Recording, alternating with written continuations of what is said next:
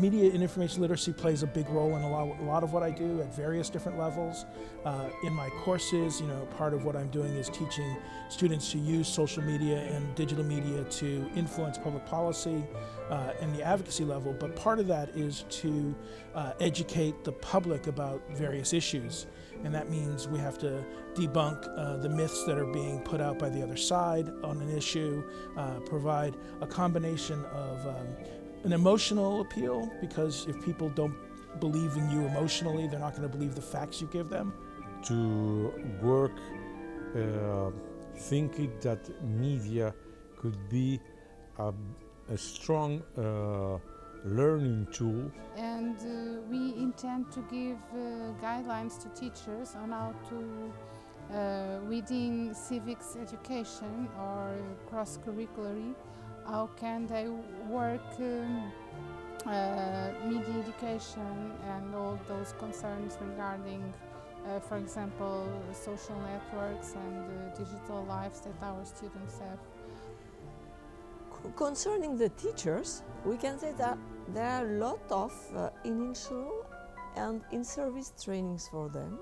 And so we are pushing for the creation of an observatory where we could deposit, for instance, our reports, where other colleagues could bring in also other information and keep it constantly updated. One of the special things that we have achieved in Finland over the last 15 years is that we have now a government agency, a special office that has the task to promote media and information literacy.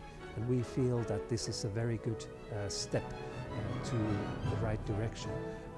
Most of the work is of course being done by all the different actors in the field, but we do need a governmental office as a link between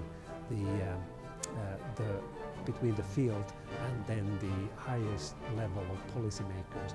And I'm happy to be able to work in this office to do that work.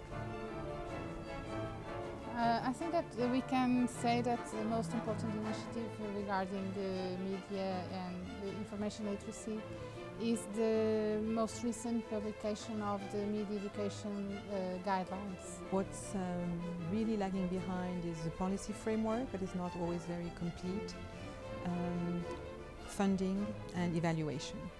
And they sort of go together. I mean, if there's no funding, there's no evaluation, but because the evaluation doesn't say that MIL is effective, there's no funding. So it's a catch-22 problem of policy that is really what we are insisting upon as being the next object of our lobbying or of activism, but also of our action as researchers.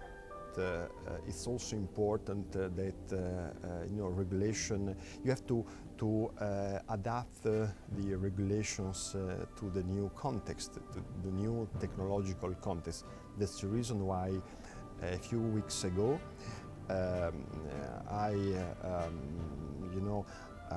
I've taken the initiative to start a work to revise the code and to adapt itself to the new reality, connected TV, internet, and so on. And because also the rules become old, and it's always important also to manage and to update them.